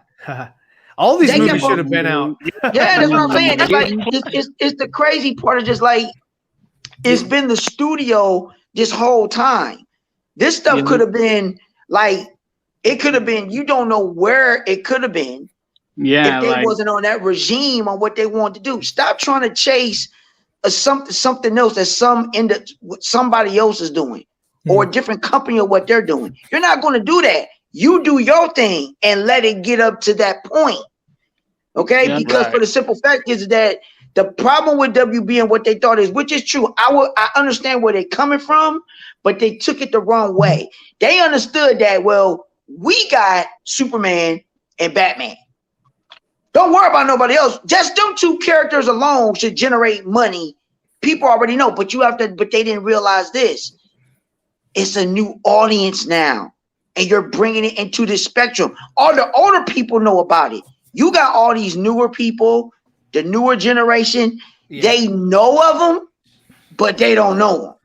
Mm-hmm. So you're going to have to build it up. That's why when you look at some of the new generation, and the new people that is coming into, you know, understanding these characters. That's why a lot of them like Superman because of Man of Steel. You have no idea how many people love Man of Steel.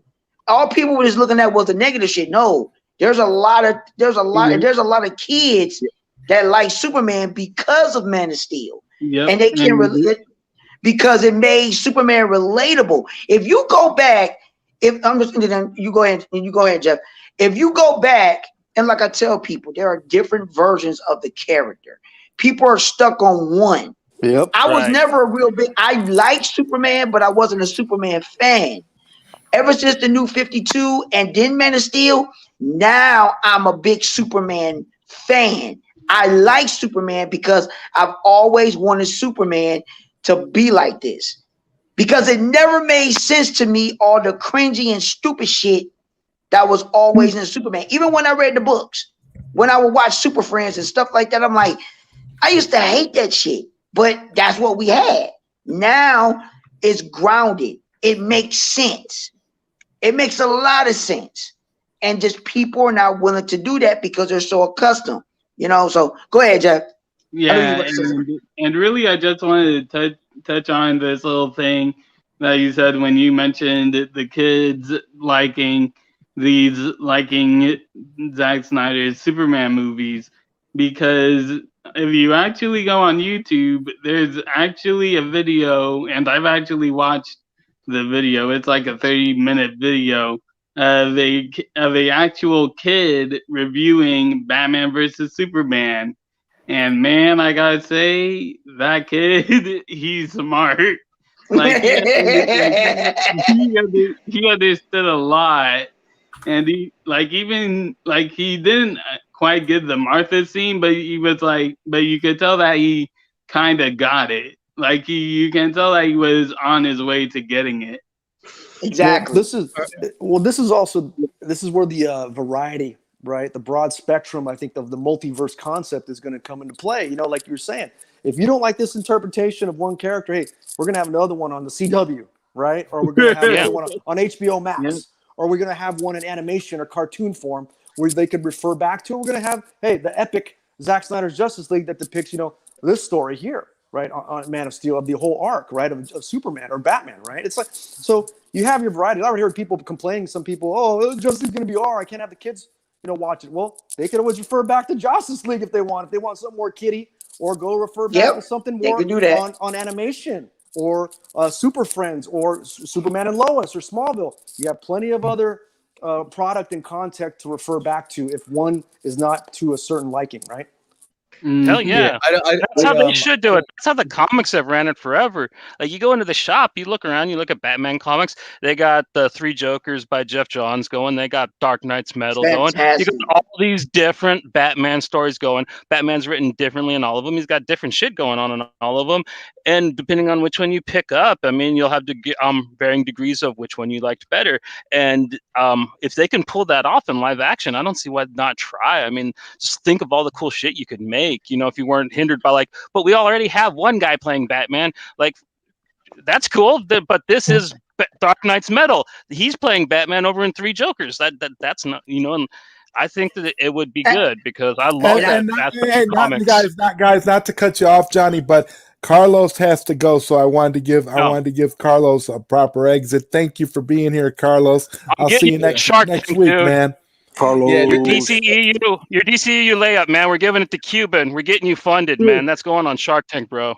That was beautiful. I love your presentation. Yeah, no, this is something I love. Like it's like the screenwriting and you know, like coming up with, like, you know, at least my interpretation of the characters and like what can be done to make this kind of like, you know, interwoven, kind of like tapestry, you know, where at the end it'll look really nice. Yeah, and I'd love to talk about it more, but this today was just like I want to stay on as long as I could, but you know, I got schoolwork and stuff. I got it, so you know, and I'm kind of like, I kind of shot myself in the foot right now for being here. But no, this is my love. So, you know, I wouldn't miss this for the world. So hey, Lois, if you get the opportunity, what I'm about to say is that if you want to sit down and you read a comic and which whatchamacallit just said, you read the Three Jokers, man. Yeah. Read the 3 Jokers. All right, man. Would you bringing up the 3 Jokers? If they brought that to the live screen, I don't think people would be able to take it. Yeah, I don't think they would. They definitely won't. They won't be able to take that because you'd have to build to it. Yeah, you're right, man. I don't think. All right, later, Carlos. Later. See you, Lois. If they did bring it to the screen, this is why I tell everybody: you need to read the 3 Jokers. It's not. It's psychological. It'll fuck you up. It's a psychological book. It will fuck you up because for this. Not. I mean, you just when you read the context and what they bring forth in it, it is absolutely. It's a fantastic book. Again, Jeff Johns writes great books. I don't know what's wrong with this dude or anything else. This man writes great books. But other than that, it's like put like this. If you read the 3 translate, Brian. You say what? He's a one-hit. He's a comic writer, and that's what he does. He's a comic writer. I mean, I don't get it, man. I just don't get it. But again, if y'all read 3 Jokers, man, I understand I was about to say something, but the part that will get you is when Joker is talking to Jason Todd. Yeah. The part with Jason Todd, and Jason Todd asked him, why did he beat him with the crowbar? And Joker tells him. Oh. I'm not going to say nothing else. Y'all going to have to read it. And he breaks it down psychologically. Oh my God, man! I'm telling you, y'all, you gotta read the book. I'm telling you, you gotta read the book. You gotta read it. He breaks it down, and it's crazy. I'm like, wow. I'm like, whoo. And then it goes a little bit further between the 3 Jokers and the 3 iterations of each Joker. So my thing is, it's a psychological book. And a general audience, they wouldn't be able to take that because it's so serious. Oh, they'd be able to get it, but they'd have to pitch it as kind of like an art house type film. They'd have to get some asshole like Nolan back who would have to like really kind of be like, oh, but this is smart. Wait. Now that you bring up Nolan, I think I gotta bring this out into perspective. With the new article that came out, I can understand now why he's mad at WB. With like it might not like this actually does. We actually did learn that it does go deeper than the HBO Max thing. I see where we're getting because it actually goes back to Zack Snyder, where if you actually did read the article, which I highly, highly recommend you do, they actually do say that Deborah and Christopher Nolan went to the private screening for Justice League, and they had basically had a conversation with one another. Zach, Deborah, and Christopher Nolan, they had a conversation together and told Zach, you can never see this. Like, he can never see this movie. And really, I wish we all had a friend like Christopher Nolan after what you just said, Jeffrey. Because Nolan called it a piece of shit. Nolan called it a piece of shit. Okay? He called it a piece of shit. Yeah. I mean, the guy that made The Dark Knight Rises called this movie a piece of shit. It must be bad. Yeah. And, he respected Zach.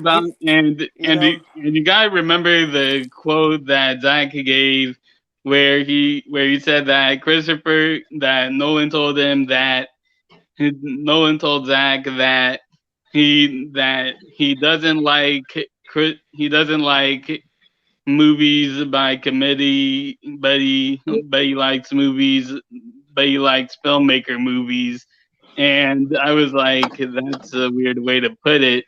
But if you want Justice League and BVS, you're like, okay, yeah, I can understand what Christopher Nolan meant, which actually gave me a lot more respect. And then for some reason, made me want to watch Tenet again.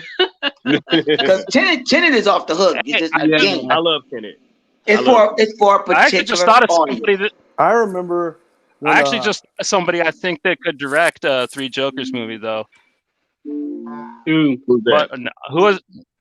Oh, maybe M. Night Shyamalan. Well, here's the problem, No, guys. We got to remember if Warner Bros. is going to want to do sneaky Jeff Johns, because that's his production, right? So he'd have to be a story by or created by credit to any live action movie, right? Based on the Three Jokers, right? So yeah, and that'll be the only thing. But it'll have to be to do that, man. To do Three Jokers. Oh my God, y'all! I'll just put it like this. Y'all just have to read the book. Just read the book. Just read the book. The guy who directed Midsommar and Hereditary is who I'd get. I think he's like messed up and cerebral enough to. Yeah, I say we get the director who directed a Serbian film to direct this. But yeah, like really, you went there. Wow, damn. Double MJ. Double MJ. Here's how I responded to that comment. Separate the artist from the person. Separate the artist from the person. Because a jerk can make great art and be very talented, but at the same time behind the curtain, he can be a real jerk. Just look at Joss Whedon. Fair enough. Joss Whedon makes good work. I mean, aside from Serenity, has he done anything really that good? I mean, I've never really been a fan. That he gets praised for, and Buffy. But I mean, Buffy the Vampire Slayer was cool. I mean, I like Firefly. That's pretty much the only Joss Whedon thing I can defend, to tell you the truth. Back to the whole Nolan thing, guys. I remember that vividly when it was reported that Christopher Nolan and Gore were working on a script treatment, right, for Superman film. I remember they were looking at directors. I remember first director I thought was Zack Snyder. Immediately after 300 and Watchmen, I was like, give me a Goyer Nolan story script. Was Zack Snyder's visual flair, and I was like, give it to me. Take my money, man. And when that was announced, I was so happy. I was like, I'm there. I am there. Oh, no doubt, no doubt. And what we got what we got was absolutely fantastic. But again, like I said, But once, again, I think once, and a good thing you brought that up, sis, because once Justice League comes out, and like I gave that pamphlet, people are gonna have to watch Man of Steel again. They're gonna have to watch BBS again. Exactly. They're gonna have to go back and watch them, because now once they watch it, I think now people are going to start to appreciate BVS. They're going to fully understand it. Then they will understand Man of Steel. The more it's like, I watched BVS today. Yeah. I watched it again yesterday. And it's just like, how can people not like this movie? I'm like, what is wrong? What is it that you don't like? If you can, it's like this stuff that people don't get. It's like, I want people, if you go back and just go to all the news stuff that people be talking about. Yep.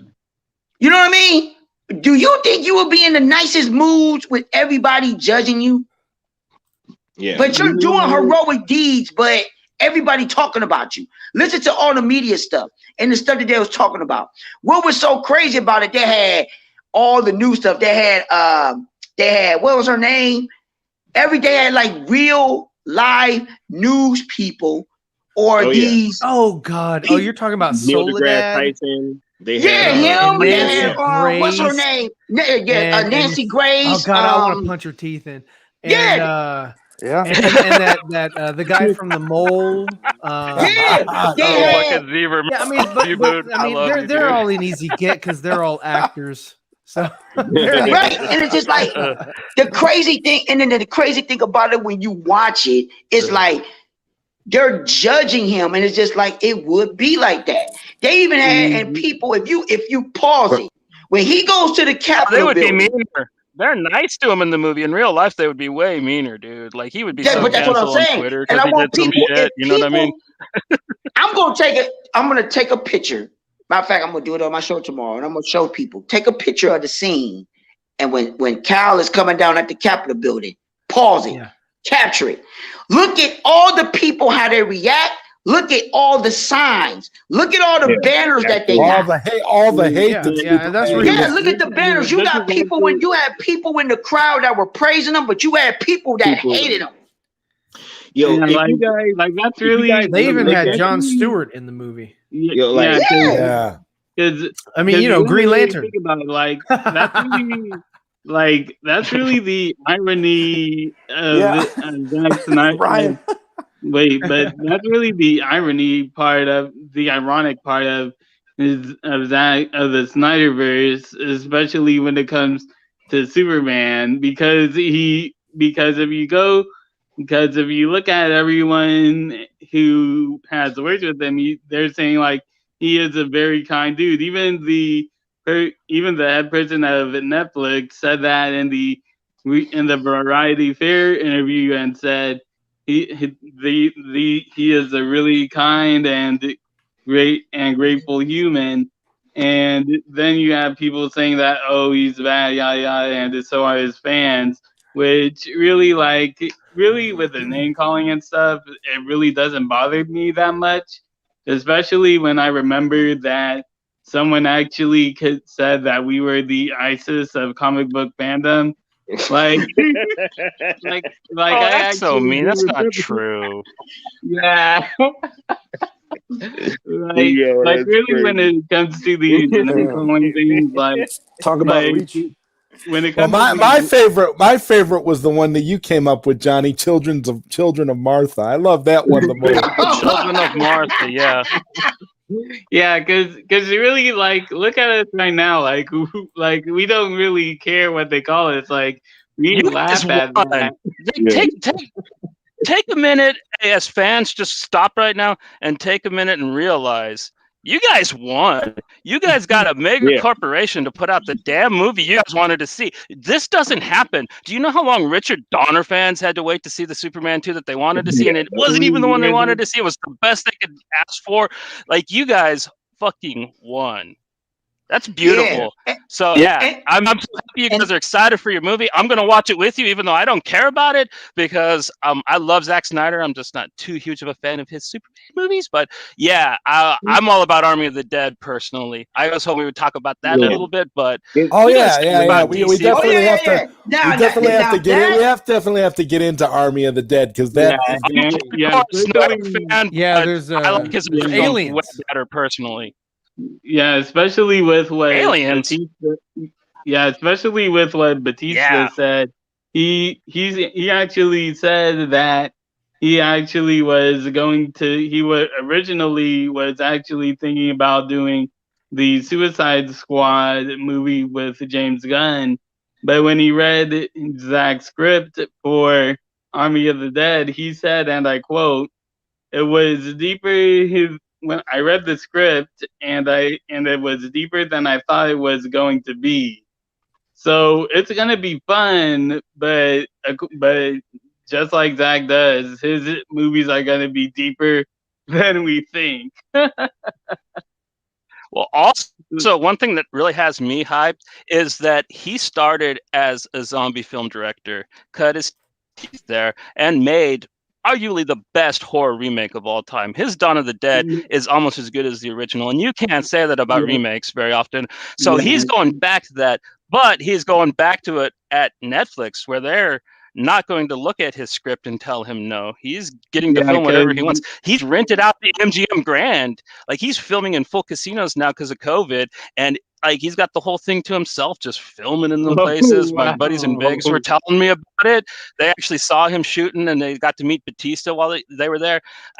So I really can't wait to see what he's going to do. And I actually think that this might actually be some of his darkest work, because, like I said, I don't think Netflix is going to turn him, say he can't put some of his gory kills in there. So, I'm just really excited. I'm a gore hound. No, they said it was no zombies. Make zombies cool again. Yeah, there was no compromise. They gave him free reign. And the thing about it is that what's so great about this whole thing is that WB is going to regret letting that go. Yeah. Oh, absolutely. Really, Yes. Because for the simple fact is that this is the crazy thing. I have to find the article and then I'll talk about it.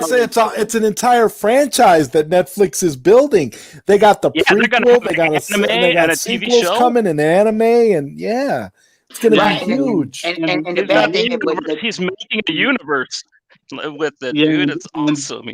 Yeah, and really, like, for me, like, I really wasn't, like, I was into horror, but I never understood the zombie horror movies. Like, they were never really my cup of tea. Like, and not even The Walking Dead was my cup of tea for some reason. You're saying they were hamburgers? No, but to me it was just like, ooh, zombies, yeah. Like it was. Yeah, they got played out for a while. Yeah, they did. They got played out. Like it really didn't. Like really, I like the horror movies I like are typically the ones that are more psychological and goes into the killer's minds and it's stuff like that. But really, that's like really Silence of the Lambs. Exactly like that. And that's really what Zach kind of showed for me with Dawn of the Dead, where even though there wasn't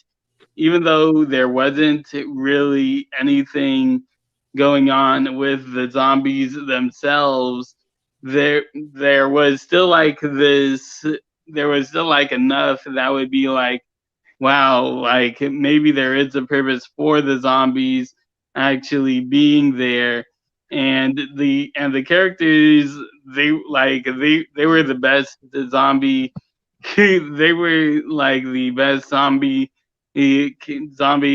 movie characters that I've actually seen. And now from what I've heard from what Deborah said about them actually delving in to the virus, which The Walking Dead still hasn't done. Like, I'm really interested in seeing what actually caused the virus, especially when I heard that Area 51 is involved. So that's actually very interesting to me. Okay, and with that, Jeffrey, before you, I'll let you get into that in a second, Johnny. But I want to, I want to kind of wrap things up. So, Johnny, after you make your point here, I want to go ahead and get your guys' final thoughts. Okay. No, I was just going to explain where the zombies came from in the Romero movies to Dude, but it's not important. I could talk after the show. So go ahead. Okay. Well, Skywalker, we haven't heard from you in a while. Why don't we start with you, man? What are your final thoughts, brother? Thank you for being here, by the way. Oh yeah, no problem. Thanks for having me on. Now, pretty much that Variety article the other day was very eye-opening to, I think, a lot of us. In just seeing Toby Emmerich try to backpedal and try to seem like the savior now was pretty interesting. And if anything, it just goes to show that we really got to make this thing a big hit. Because really, that's the only thing that's gonna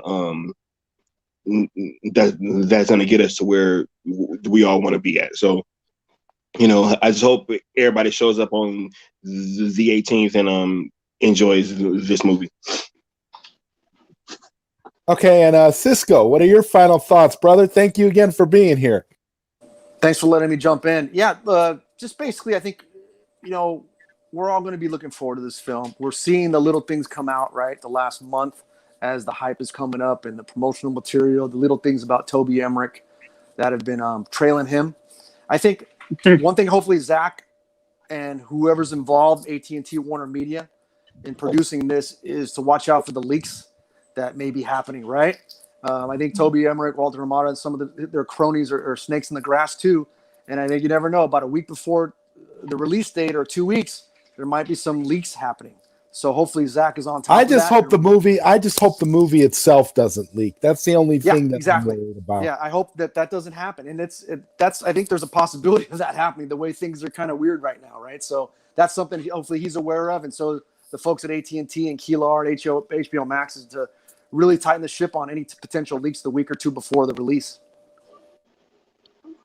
Okay, and Prime, your final thoughts, brother. Thank you again for being here. Oh no, man. I mean, appreciate it. Always. I'm down to be on the panel. You invite me to get on, but all I can just say is that hey, we pretty much know about a lot of the stuff. Just everybody just get ready for all Zach's material, and just get ready to enjoy it. That's pretty much what I can really say. We don't have long. After 12, once it hit 12 midnight, there's 22 days until it's time for Justice League, and then we got 3 days until FanFest. So we ain't got long. Sound like little kids for Christmas, man. Like little kids at Christmas. It's awesome. All right, and Jeffrey, your final thoughts. Thank you again for being here too, brother. Well, really, all I can say is that this week is going to be absolutely crazy. We have the Army of the Dead teaser coming out on Thursday. I forgot about that. Then on Saturday. Oh yeah, I forgot about that. Yeah, that's gonna be awesome. Forgot about that. But I did. I forgot about it. But yeah, we got the Army of the Dead teaser coming on Thursday. Then we have 2 days after that the Zack Snyder Justice League panel. Then we have Zack Snyder's Justice League coming out, which I think everyone will be on a 4-hour Twitter hiatus. And then we also have the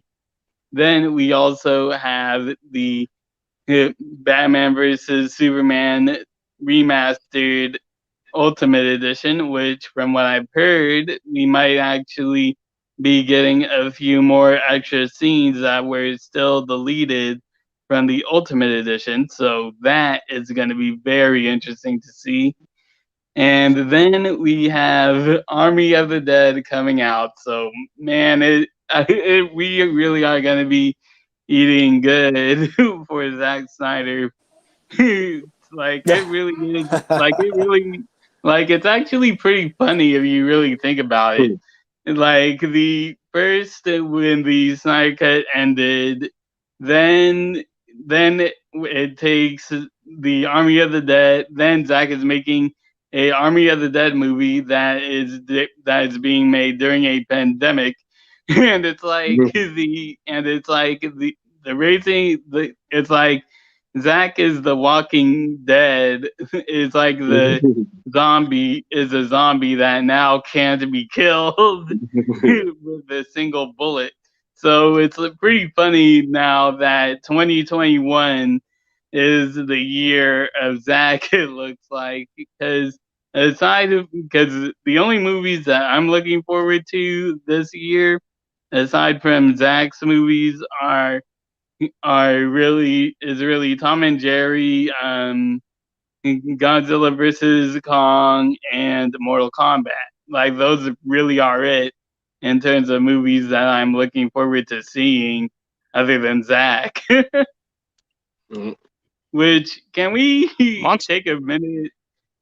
Can we also take a minute to think about how many credits that dude has for Army of the Dead? Like he has like 5 credits in that movie. So yeah, it's really gonna be a great year for a Zack Snyder fan. Oh yeah. Okay, and Zeverfett, your final thoughts, brother. Thank you again for being here. Oh yeah, man, no problem.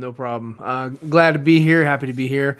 Thank you for everybody else on this panel that's sort of weighed in and offer some good dialogue and conversation. So I'm excited for the Army of the Dead trailer coming out, and I'm excited, of course, for the next Justice League trailer that I kind of don't want to see, but I'm only going to see it. You can't help yourself. I have to. I hear you. I'm a freaking YouTuber. I have to cover it. No.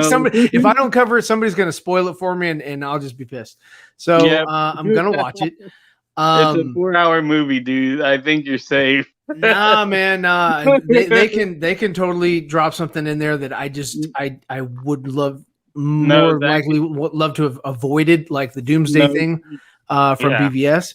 So you're good. Yeah, I mean they can definitely put stuff in there. I don't think he will, but I mean, we got a glimpse of the Bat Tank. Didn't ruin anything for me, but I had no idea it was in there. I would have lost my mind seeing it in the film and not. Hold on, Jeff. I would have lost my mind if I just saw it in the film and not in that little teaser, and then also in the trailer. So I do hope that he keeps a lot of really interesting things and visuals close to his chest. This will be the last trailer that we get.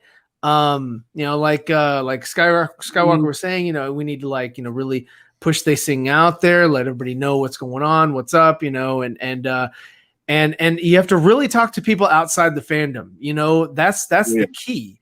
Is we're an echo chamber, and what's up, Koj? We're an echo chamber. We're talking to each other, and we know each other, and we're just hyping each other up, and that's great.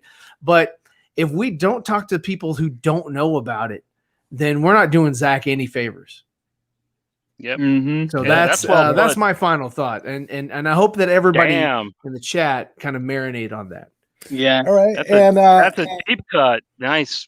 I was gonna get Johnny, I was gonna go with you and get your final thoughts right now, but since Lord Koj has been so kind to grace us with his presence right now, Koj, how you feeling, man? I'm good. Apologies for coming late. But, no, man, it's just great whenever you pop on. It's fun.